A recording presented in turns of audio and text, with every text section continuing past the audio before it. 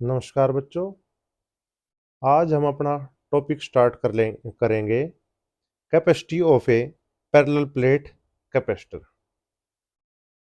अब हमें सबसे पहले ये पता होना चाहिए कि कैपेसिटेंस होती क्या है, कैपेसिटर हमारे पास है क्या। कैपेसिटर हमारे पास एक ऐसा डिवाइस होता है जिसके अंदर चार्ज और इलेक्ट्रिकल एनर्जी हमारे पास छोटे से एक एरिया के अंदर, एक डिवाइस के अंदर स्टोर होती है। ठीक है जी। होते तो ये कई टाइप के हैं, जैसे spherical capacitor, cylindrical capacitor, parallel plate capacitor और भी बहुत सारे। पर जो अपने 12th क्लास के अकॉर्डिंग अगर हमारे पास बात करें, जो पैरेलल प्लेट कैपेसिटर है वो सबसे ज्यादा इंपॉर्टेंट टॉपिक बन जाता है। क्लियर है? तो इसमें देखेंगे, यहां पे सबसे पहले हम क्या करते हैं, इसका फिगर ड्रॉ कर लेते हैं। ये हमने क्या करना है, पैरेलल प्लेट कैपेसिटर बनाना है जिसकी एक प्लेट हमारे पास पॉजिटिव टर्मिनल से कनेक्टेड है और एक हमारे पास क्या है, नेगेटिव प्लेट हो जाएगी। किसके बाद हो जाएगी वो? अर्थिंग के बाद। किसके बाद हो जाएगी? अर्थिंग के बाद। क्लियर है? इस प्लेट के ऊपर, पूरी के प्लेट के ऊपर हमारे पास क्या होएगा, पॉजिटिव चार्ज लाई करेगा। इस प्लेट के ऊपर क्या लाई करेगा, नेगेटिव चार्ज लाई करेगा। जो एरिया है भाई हमारे पास, इनका एरिया ऑफ क्रॉस सेक्शन, वो इसका भी ए है और इसका भी क्या लिया जाएगा, ए लिया जाएगा। इन दोनों प्लेट का जो डिस्टेंस है दो प्लेट के बीच का, वो क्या लिया जाएगा, डी। और आपको एक पता होना चाहिए, इलेक्ट्रिक फील्ड की डायरेक्शन हमारे पास यहाँ पे हमें पता होनी चाहिए। और जो इलेक्ट्रिक फील्ड यहाँ पे लग रही है उसकी डायरेक्शन हमारे पास हमने वेक्टर फॉर्म में दिखाई दी है, पॉजिटिव टू नेगेटिव होती है। और उसका जो हमारे पास अमाउंट होएगा वो भी हमारे पास यहाँ पे मेंशन कर दो, सिग्मा बाय में एप्सिलॉन नोट। सिग्मा बाय में एप्सिलॉन नोट, जो इलेक्ट्रिक फील्ड दो कंडक्टर्स के बीच में हमारे पास यहाँ पे लाई करेगी। देखो, डेरिवेशन बहुत ज्यादा आसान होती है। कहने का मतलब क्या है कि इसमें जो जो चीज हमें फिगर में जो दिख रही है ना, वो चीज एक्सप्लेन करनी होती है। और एक चीज और इसमें रहेगी, पोटेंशियल डिफरेंस और दिखा दो कि कितना जनरेट हो रहा है, इनके ऊपर लग रहा है, ड्रॉप कितना हो रहा है, पोटेंशियल कितना ड्रॉप हो रहा है, वी ड्रॉप हो रहा है। क्लियर है? अब जो जो चीज हमने उसमें मेंशन करी है उसको वर्डिंग में एक्सप्लेन कर देते हैं। डेरिवेशन आ जाती है ये 2 नंबर में। हम जो कवर कर रहे हैं वो सभी बोर्ड को देखते हुए कवर करेंगे, सीबीएसई हो, एचबीएसई हो या कोई भी और स्टेट बोर्ड हो, जो सबके लिए हेल्पफुल रहेगा। ठीक है? तो यहां पे हमारे पास जो लिखना है, थोड़ी सी हमें एक्सप्लेनेशन करनी पड़ती है। डेरिवेशन में और कुछ नहीं देखता एग्जामिनर, वो देखता है कि आपको जो जो चीज आपने ली है उसके बारे में अच्छे से पता है नहीं, उन चीजों को मेंशन कर दो एग्जामिनर को, और कुछ नहीं चाहिए। यहां पे देखो, we take a parallel plate capacitor, हम यहां पे थोड़ा सा लिखेंगे, we take a parallel plate capacitor, capacitor having having plates of equal area, जिसका हमारे पास क्या मेंशन कर दिया हमने, ए। क्रॉस सेक्शन एरिया है यहाँ पे, थोड़ा सा अगर करेक्ट करूं तो मैं यहाँ पे क्या लिखूंगा, cross section area.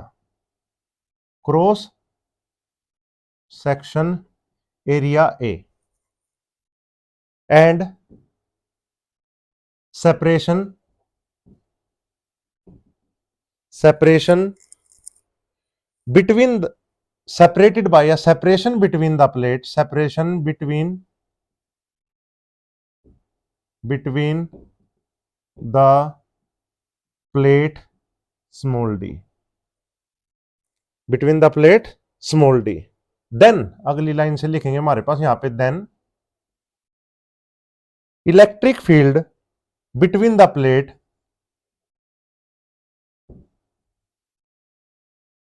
Field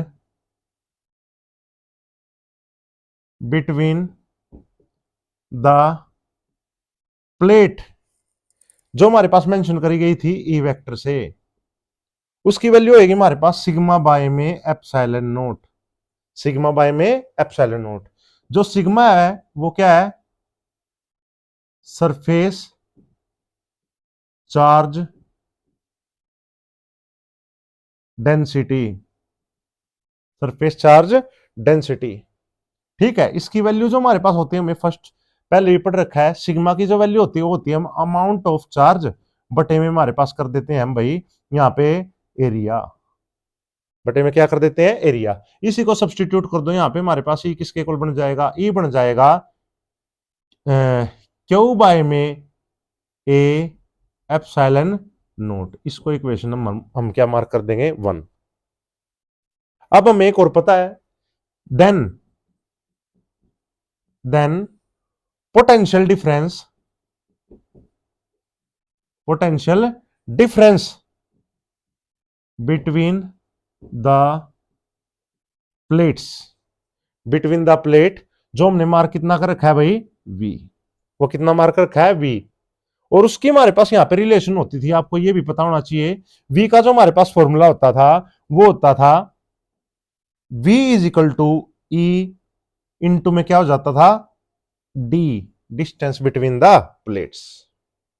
clear है, ये चीज आपको क्लियर होनी चाहिए। ये relation between the electric field and potential difference के बीच के अकॉर्डिंग निकल के आई। यहाँ पे अगर मैं मेंशन करूं, ये जो हमारे पास निकल के आई है, क्योंकि ई जो होता है ना वो होता है माइनस ऑफ डी बाय में डी आर, और यहाँ पे मैं रिप्रेजेंट कर रखा है ई की वैल्यू, और वी की वैल्यू हमने क्या रिप्रेजेंट कर दी वी, चेंज तो रिप्रेजेंट करना नहीं था, तो डिस्टेंस हमारे पास क्या था प्लेट्स के बीच का, डी आर की जगह पे हमने क्या सब्सटीट्यूट कर दिया डी। और यहाँ पे अब हमारे पास क्या करेंगे, using equation number first use करेंगे। v इज इक्वल टू किसके इक्वल होता है भाई, हमारे पास e की वैल्यू पुट करनी है, क्यों क्या करोगे क्यू बाय में a एप्सिलॉन नोट इनटू में क्या आ जाएगा d। इसको इक्वेशन नंबर क्या मार्क कर दो 2, इसको इक्वेशन क्या मार्क करोगे 2। क्लियर है। अब according to the definition, according to the definition of capacitance,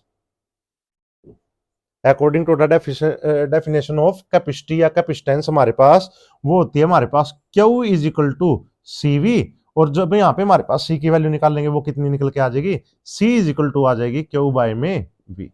इसको इक्वेशन नंबर तो क्या मार्क कर दो 3rd। अब यूज कर दो using equation number 2nd in equation number 3rd। Equation number 3rd में यूज करेंगे तो क्या निकल के आएगा, C is equal to Q, और बाय में क्या आएगा हमारे पास यहाँ पे जो जो वैल्यू V की है वो ये लिख दोगे, Q बटे में A एप्सिलॉन नोट इनटू में क्या था D। Q से Q कैंसिल आउट हो जाएगा, तो यहाँ पे जो फॉर्मूला बन जाएगा वो क्या बन जाएगा, A इनटू में क्या आ जाएगा एप्सिलॉन नोट बटे में क्या आ जाएगा D। अगर पूरा फॉर्मूला हमारे पास यहाँ पे दिखाएं वो क्या निकल के आ जाएगा, C is equal to A epsilon naught by में क्या आ जाएगा D। यही क्या होती है हमारे पास पैरेलल प्लेट कैपेसिटर की कैपेसिटेंस होती है, और ये किसके अंदर डिफाइन करी गई है, इन एयर।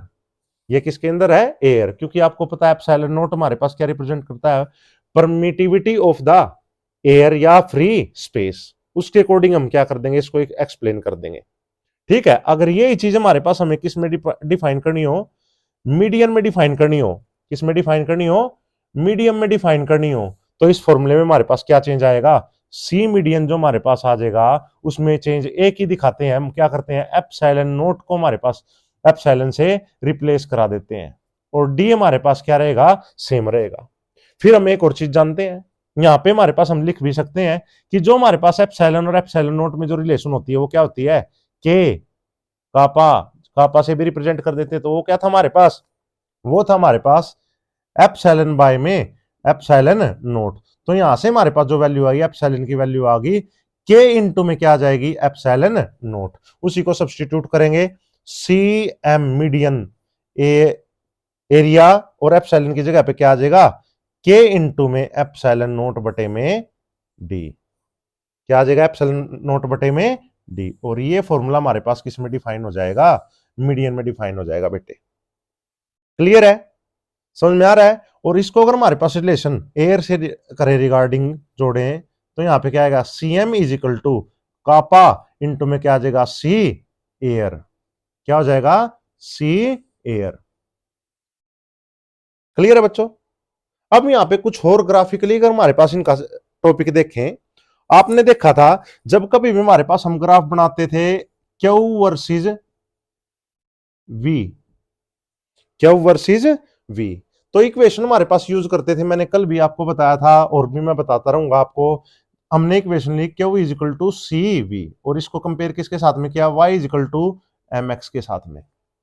वाई एक्सिस पे हमने क्या लिया, क्यू ले लिया, और एक्स एक्सिस पे क्या ले लिया भाई, हमारे पास हमने वी ले लिया। तो इसका जो स्लोप होगा हमारे पास, ग्राफ का स्लोप जो हमारे पास डिफाइन होगा, वो क्या होगा भाई, हमारे पास स्लोप, स्लोप डिफाइन करेगा कैपिस्टेंस, स्लोप क्या डिफाइन करेगा, कैपिस्टेंस।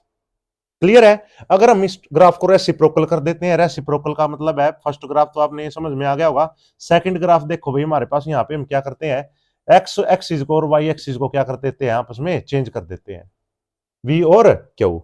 तो यहां पे अगर ग्राफ बनाएंगे तो ये इस तरह से आएगा, और यहां पे जो स्लोप बनेगा, स्लोप आएगा 1 बाय में सी के इक्वल, 1 बाय में सी के इक्वल। अगर दो कैपेसिटेंस की कैपेसिटेंस हमें वेरिएशन करना है, कंपेयर करना है कि कौन सा कैपेसिटेंस हमारे पास, कौन सा कैपेसिटर हमारे पास ज्यादा कैपेसिटी के साथ में चार्ज को स्टोर कर रहा है, यहाँ पे हमने लिया क्यू और वी, तो उसके अकॉर्डिंग हमारे पास जो ग्राफ आएगा वो क्या आएगा, ये C1 है मान लो, और ये क्या भाई C2 है।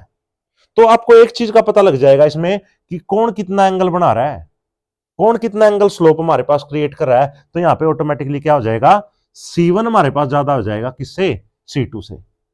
किससे, स्लोप जिसका ज्यादा होगा उसी की कैपेसिटी हमारे पास क्या होगी, उसी की कैपेसिटी क्या हो जाएगी, ज्यादा हो जाएगी। तो स्लोप C1 का क्या था, ज्यादा था, C2 का क्या था, कम था। तो क्लियर है ये टॉपिक? और भी टॉपिक लेके आते रहेंगे, और अगर कोई भी इसमें क्वेरी हो कमेंट बॉक्स में जरूर लिख देना बेटा। Okay, thank you.